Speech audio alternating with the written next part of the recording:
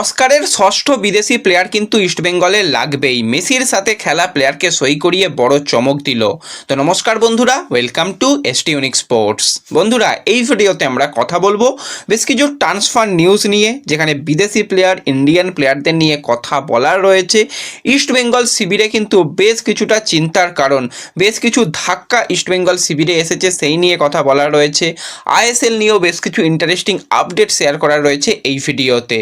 তাই ভিডিওটা শুরু থেকে শেষ পর্যন্ত দেখো। ভিডিও ভালো লাগলে সকলে একটা করে লাইক করে 1000 লাইকের টার্গেট আমাদের কমপ্লিট করে দিও। আর যারা চ্যানেলে প্রথমবারের জন্য এসেছো, মনে করে চ্যানেলটাকে সাবস্ক্রাইব করে নিও, তাহলে প্রিয় দলের খেলার সমস্ত আপডেট তোমরা এখানে পেয়ে যাবে। তো চলো আর দেরি না করে ভিডিও শুরু করা যাক। তো শুরুতেই যদি আমরা একটুখানি আইএসএল নিয়ে কথা বলি, তো আজকে কিন্তু ফেব্রুয়ারি মাসের 2 তারিখ হয়ে গেল এবং আজকেই কিন্তু আমরা জানতে পারবো যে আমরা আইএসএল ঠিক কোথায় দেখতে পাবো। অনেকে প্রথম দিকে বলছিল যে না, কেউ সম্প্রচারের জন্য আসবে না, কেউ ইন্টারেস্ট শো করবে না, কিছু হবে না, কিন্তু না, কিছু পজিটিভ দিক উঠে এসেছে। বেশ কিছু কোম্পানি তারা কিন্তু এই আইএসএল, এই যে ছোট লিগ করার জন্য ইন্টারেস্ট শো করেছে, যেখানে কিন্তু অবশ্যই এবিপি আনন্দ যেটা বলি বা এবিপি যেটা ডিজিটাল চ্যানেল, তারা ইন্টারেস্ট শো করেছে। ফ্যান কোড তো বহুদিন ধরেই ইন্টারেস্ট শো করছে, জানিয়েছিলাম। সোনির মতন দল, এমনকি জিও, তারাও কিন্তু ইন্টারেস্ট শো করেছে। তো ওভারঅল কিন্তু আজকে আমরা 11টার পর হয়তো জানতে পেরে যাব, বা জানতে জানতে হয়তো 12টা বেজে যেতে পারে বা 1টা বেজে যেতে পারে দুপুরের দিকে, যে কোথায় আমরা খেলা দেখতে পাবো। এবার দেখো, খেলা দুরকম জায়গাতেও দেখাতে পারে। ধরো টিভিতে এমন এক চ্যানেলে দেখালো যেটা মোবাইলে নেই, বা মোবাইলে যে চ্যানেলে দেখাচ্ছে সেটা টিভিতে নেই, এরকম হতে পারে, হওয়ার সম্ভাবনা রয়েছে। তো শেষ পর্যন্ত যাই হোক, খেলা দেখা যাবে, এটা হচ্ছে আসল কথা। ইন্ডিয়ান ফুটবলের ওয়াইটি চ্যানেলে নয়, টিভিতে এবং মোবাইলে সমস্ত জায়গাতেই খেলা দেখা যেতে পারে, সেরকমটাই সম্ভাবনা রয়েছে।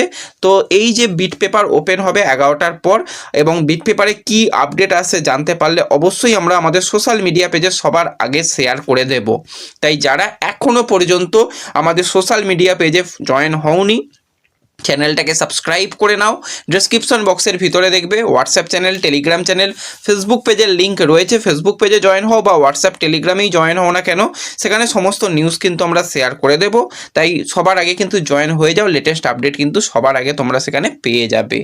তো এটা কিন্তু সবথেকে একটা ভালো ব্যাপার যে আইএসএল হতে চলেছে 14 তারিখ থেকে, আর কয়েকটা দিন হাতে বাকি রয়েছে, 12 দিন বাদেই। এবং তার মধ্যে আজকে কিন্তু আমরা ব্রডকাস্টিং পার্টনার পেয়ে যাব, কমার্শিয়াল পার্টনারও কিন্তু 1-2 দিনের মধ্যেই ঘোষণা হয়ে যেতে পারে। তো ওভারঅল কিন্তু এটা একটা ভালো ব্যাপার, এবং দীর্ঘমেয়াদীর জন্যও কিন্তু বেশ কিছু পোর্টাল তারা কিন্তু অলরেডি ইন্টারেস্ট শো করছে যে দীর্ঘমেয়াদী পরিকল্পনা যাতে আইএসএল করা যায়। তো এটা একটা ভালো বিজ্ঞাপন। এবং আই লিগ, সেটা নিয়েও কিন্তু পরিকল্পনা রয়েছে, সেখানেও হয়তো বিড দেখা হবে, সেখানেও বেশ কিছু কোম্পানি ইন্টারেস্ট শো করছে বলেই শোনা যাচ্ছে। তো এটা পুরো আইএসএল নিয়ে গেল। এবার যদি আমরা সরাসরি চলে আসি একটু ট্রান্সফার নিউজের দিকে, তো প্রথমেই কথা বলতে হবে পাঞ্জাব এফসিকে নিয়ে। পাঞ্জাব এফসির দীর্ঘদিন ধরে গোলকিপার পজিশনে আমরা দেখেছিলাম 32 বছর বয়সী ভারতীয় গোলকিপার রবি কুমার অনেক দিন ধরেই পাঞ্জাবে যুক্ত ছিল এবং মোটামুটি ঠিকঠাক পারফরমেন্স করেছে রবি কুমার। খুব বড় মাপের গোলকিপার না হলেও কাজ চালিয়ে দেওয়ার মতন রবি কুমার ঠিকঠাকই ছিল। তো এবার কিন্তু রবি কুমারের সঙ্গে সম্পর্ক ছিন্ন করলো, দুই পক্ষ মিলে কিন্তু মিউচুয়ালি কন্ট্যাক্ট টার্মিনেট করে তাকে থ্যাংক ইউ পোস্ট দিয়ে দিয়েছে। এবং পাঞ্জাবের জার্সি গায়ে কিন্তু 40টা ম্যাচ খেলেছে এবং সেখানে কিন্তু খুবই ভালো পারফরমেন্স ছিল রবি কুমারের, বলতেই হয়। তো দেখা যাক শেষ পর্যন্ত রবি কুমারকে কোন দল সাইন করায়। দিল্লি একটা ইন্টারেস্ট শো করছে রবি কুমারকে নেবার ব্যাপারে।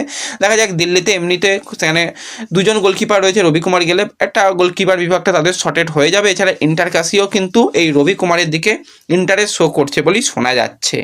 তো এরপর যদি আমরা একটুখানি বিদেশি প্লেয়ারদের নিয়ে কথা বলি, তো একজন বিদেশি প্লেয়ারের কিন্তু সাইনিংয়ের খবর বেরিয়ে আসছে।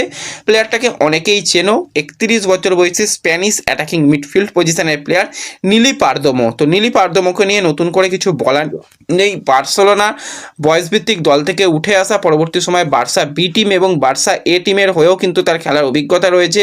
লা লিগা খেলেছে, লা লিগা 2 খেলার অভিজ্ঞতা রয়েছে। ইন্ডিয়ান ফুটবলে আইএসএল এর মতন জায়গাতেও তার বেঙ্গালুরু এফসির জার্সি গায়ে খেলা রয়েছে। এছাড়া কিন্তু সে খেলেছে, আমরা দেখেছিলাম গোকুলামের হয়ে, সেখানে যথেষ্ট ভালো পারফরমেন্স করে সে চলে গিয়েছিল গ্রিসের 2nd ডিভিশনে খেলতে, সেখানেও দীর্ঘদিন ধরে খেলেছে এবং মোটামুটি ঠিকঠাক পারফরমেন্স করে এই সিজনে আরও একবার কিন্তু সে ইন্ডিয়াতে ফিরছে। গোকুলাম কেরালাতে অফিসিয়ালি সাইন করেছে এই নিলি পারদোমো। তো একটা সময় মেসির সঙ্গে খেলেছিল, খুবই হাইলি রেটেড প্লেয়ার ছিল, কিন্তু তার জীবনযাপনটা ঠিকঠাক নয়, কারণ তার আমরা দেখেছি যে খেলার থেকে সে খেলার বাইরে বেশিরভাগ জীবনটাকে এনজয় করতে চায়। খেলায় যদি সে ফোকাস করতো অনেক বড় মাপের প্লেয়ার হতো। যাই হোক, কোয়ালিটি প্লেয়ার নিঃসন্দেহে বলতে হয়, এটা গোকুলামের জন্য একটা ভালো সাইনিং হয়েছে, সেটা বলতেই হয়। তো এরপর যদি আমরা সরাসরি চলে আসি একটু ইস্ট বেঙ্গলের দিকে, তো ইস্ট বেঙ্গলকে নিয়ে বেশ কিছু আলোচনা রয়েছে।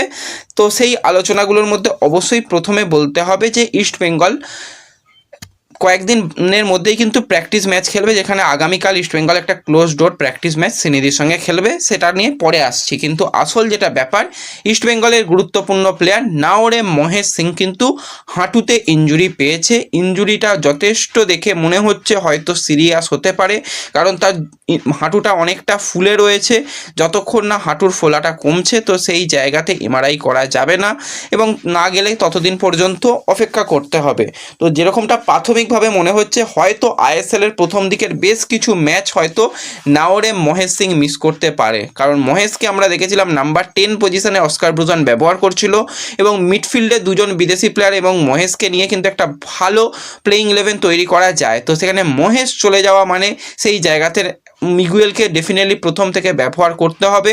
তো সেক্ষেত্রে মিডফিল্ডে কিন্তু একটু চাপ হয়ে যাবে, এবং অ্যাটাকিং লাইন বা ডিফেন্স লাইনেও চাপ হবে। এবং হ্যাঁ, খারাপ খবর আরও রয়েছে। খারাপ খবরের মধ্যে রয়েছে কেভিন সিভিলের কিন্তু ঘাড়ে ব্যথা অনুভব করছে বেশ কয়েকদিন ধরেই। সে হালকা অনুশীলন করছে, এখনও সে পূর্ণ মানে দমে অনুশীলন করতে পারছে না। তার এখনও বেশ কিছুটা সময় লাগবে, অন্তত 3-4 দিন তো সময় লাগবেই।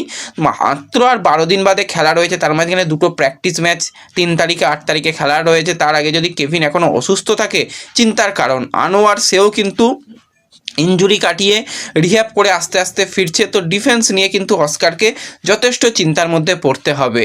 তো কেন ইস্টবেঙ্গলের ষষ্ঠ বিদেশি নেওয়ার প্রয়োজন এবার পরিষ্কার বোঝা যাচ্ছে। এবার দেখো, তোমরা যদি তাকাও বিদেশি প্লেয়ারদের মধ্যে ইউসুফ, যদিও তার দল তাকে অফিসিয়ালি থ্যাংক ইউ জানিয়ে দিয়েছে, এবার ইস্টবেঙ্গলে সে আসবে এই সপ্তাহের মধ্যেই। তো ইউসুফ এসেই যে গোল করে একদম প্রচুর ম্যাচ জিতিয়ে দেবে সেটা তো বলা যায় না। ইউসুফের ব্যাকআপকে নেই ইস্টবেঙ্গলের কাছে।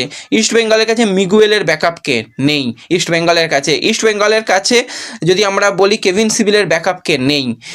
এতগুলো ব্যাকআপ নেই। তো সেক্ষেত্রে ছোট লিগ হলেও কোনো প্লেয়ারের যে কোনো মুহূর্তে চোট যদি বাদও রাখি, কাট সমস্যা হতেই পারে, না হওয়ার কিচ্ছু নেই।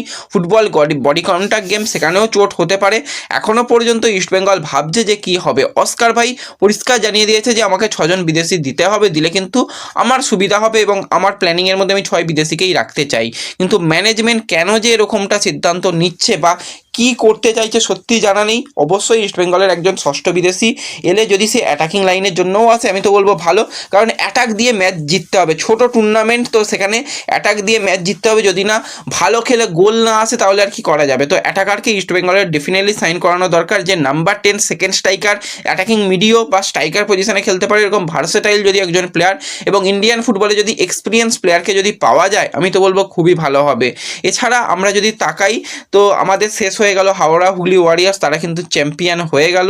যে লিগটা চলছিল সেই লিগেও কিন্তু বেশ কিছু প্লেয়ার ছিল, সেখান থেকেও যদি কোনো প্লেয়ারকে শর্ট টার্ম কন্ট্রাক্টে নিয়ে আসা যায়, আমি তো বলবো ইস্টবেঙ্গল অন্তত উদরে যাবে, ভালো একটা জায়গায় শেষ করতে পারবে। কিন্তু 5 বিদেশিকে নিয়ে খেলা মানে অত্যন্ত সেটা রিস্ক হবে, এবং যেখানে অলরেডি সল ইনজুরির মধ্যে ছিল সেখান থেকে কামব্যাক করছে, যেখানে আমরা দেখতে পাচ্ছি যে কেভিন সিভিলে ইনজুরি থেকে ব্যাক করছে। তো সেখানে সেই 2 জন বিদেশিকে রেখে 5 জন বিদেশিকে ভাবা চাপের ব্যাপার। জানি না কি হবে, কি ম্যানেজমেন্ট করবে সেই নিয়ে আমার কিছু জানা নেই। এছাড়া আরও একটা নিউজ তোমাদের শেয়ার করে দিই, ইস্টবেঙ্গল কিন্তু কিশোর ভারতী স্টেডিয়ামে আইএসএলের বেশিরভাগ ম্যাচ খেলবে, এবং ডার্বি ম্যাচগুলো কিন্তু শুধুমাত্র ওয়াইভিকেতে খেলার চিন্তাভাবনা রয়েছে। আমি বলবো এটা সঠিক সিদ্ধান্ত। কিশোর ভারতী ইস্টবেঙ্গলের জন্য সবথেকে ভালো স্টেডিয়াম হবে, এবং সেখানে যেরকম দর্শক সমর্থক হয় সেটা কিশোর ভারতীতে পুরো ফুল হয়ে গেলে খেলাটা আরও ভালো হবে। তো এটা যদি শেষ পর্যন্ত করতে পারে, আমি বলবো ভালো হবে, কারণ যুব ভারতী ভাই ভরে না। সেটা ইস্টবেঙ্গলের খেলাই হোক বা মোহনবাগানের খেলা হোক, ডার্বি ম্যাচ ছাড়া যুব ভারতী পূর্ণ করা সম্ভব নয়। যেখানে মোটামুটি অ্যাভারেজ ধরো 15,000 সমর্থক যাবে, তো সেটা কিশোর ভারতীতে গেলে প্রচুর ভালো দেখতে লাগবে, এবং খেলাও খুব ভালো হবে। এবং কিশোর ভারতী নো ডাউট ভালো মাঠ, সেখানে খেলা হয়েছে, প্রচুর খেলা হয়েছে। তো কিশোর ভারতীতে ইস্টবেঙ্গল খেললে আমি বলবো এটা ইস্টবেঙ্গলের জন্য খুবই ভালো হবে। তো দেখা যাক শেষ পর্যন্ত কি হয়, সেই দিকেও আমাদের নজর থাকবে। এছাড়া ইস্টবেঙ্গল যে প্র্যাকটিস ম্যাচ খেলবে তোমাদের বলে দিলাম, এগুলোই হচ্ছে মেন ব্যাপার। এছাড়া যদি আমরা একটুখানি কথা বলি সন্তোষ ট্রফি নিয়ে, সেই সূচিও তোমাদের জানিয়ে দিয়েছি এবং অনেকে জানতে চাইছিলে যে বাদবাকি ম্যাচগুলো আমরা কোথায় দেখতে পাবো। দেখো সন্তোষ ট্রফির বাদবাকি ম্যাচও তোমরা ফিফা প্লাস মোবাইল অ্যাপ্লিকেশনে দেখতে পাবে। এছাড়া খেলা দেখার ব্যবস্থা আমি করে দেবো, সেখান থেকেও তোমরা খেলা দেখতে পাবে। তো ব্যাস এই ভিডিওতে এই আপডেটগুলোই শেয়ার করার ছিল। ভিডিও ভালো লাগলে লাইক শেয়ার করে দিও, চ্যানেলে প্রথমবারের জন্য এলে সাবস্ক্রাইব করে নিও। দেখা হবে পরবর্তী ভিডিওতে। ধন্যবাদ।